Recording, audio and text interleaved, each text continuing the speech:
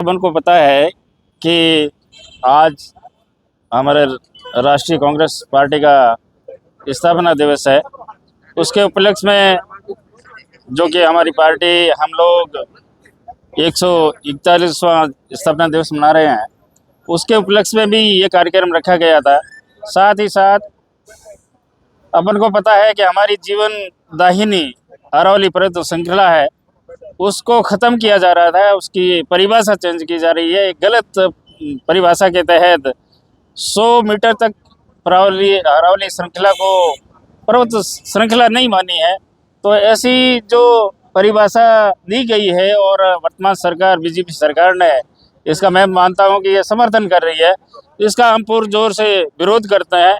और कांग्रेस के हमारे जितने भी परिवार के सदस्य हैं वो पधारे हैं और हम पुरजोर से इसका विरोध करते हैं, इसलिए ये कार्यक्रम रखा गया। मुख्यमंत्री जी ने भी बताया, भूपेंद्र जी ने भी बताया कि हम जो है ये हमारी योजना नहीं थी। केंद्र भी इस पर जो कोर्ट भी इन पर विचार कर रहा है। कोर्ट विचार कर रहा है, आपकी बात मान रहे हैं, लेकिन आपने वहाँ जो अब गलत धारणा है यानी गलत परिभाषा दी है, तभी तो ये चीज़ सामने आई है। नहीं तो कोर्ट ये फैसला देता कैसे?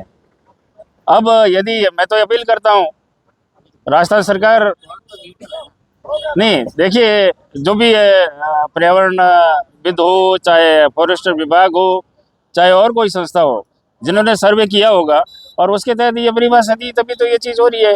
क्योंकि 100 मीटर ही क्यों माना है? परिश्रृंखला है तो पूरी परिश्रृंखला होनी चाहिए, तभी तो हमारी ये कई वर्षों जैसे बताया गया है कि करोड़ों वर्ष ये पुरानी हमारी परिश्रृंखला है।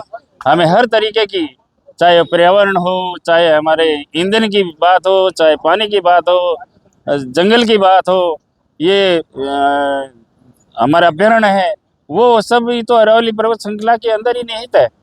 और पर्वत श्रृंखला ही है तो हमारा जीवन सुरक्षित है।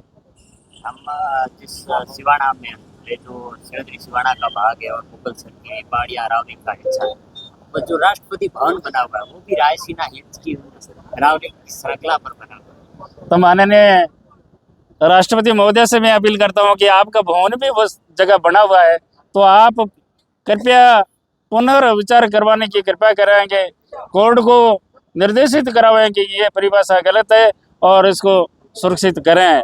ये मेरा अपील है उनसे। अभी हम पूछे हैं, सरकार को 2 साल हो गए, वो विकास रथ के माध्यम से 2 साल का रिपोर्ट कार्ड दे रही है, जगह जगह जा रही है, लेखा जोखा दे रही है, कितना काम हुआ है? हम नहीं मानते कि ये विकास हुआ है। विकास होता तो हमें सड़कों पे नहीं आना पड़ता, हम इस तरह की ये जो है आवाज़ नहीं उठाते, जनता भी साथ देती।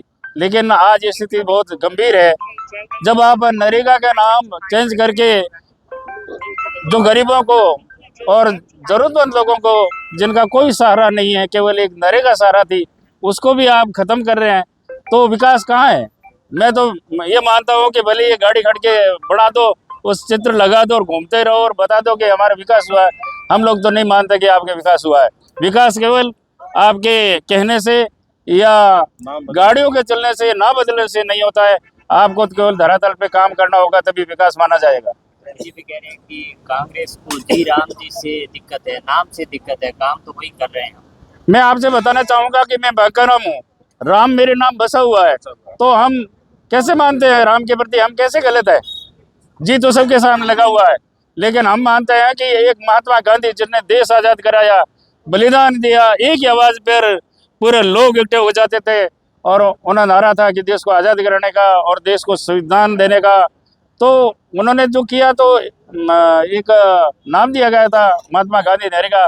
तो क्या एलर्जी थी? महात्मा गांधी कहाँ के हैं?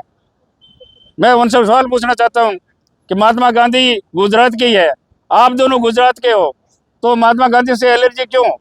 हम तो भगवान को मानते हैं, भगवान के साथ ही है, भगवान हमारे बीच में बसे हुए हैं। हम भगवान का विरोध नहीं करते, लेकिन हमारे इस नीति का विरोध करते हैं कि आप ऐसा निर्णय क्यों लिया और क्यों महात्मा गांधी के नाम को आप मिटा रहे हो।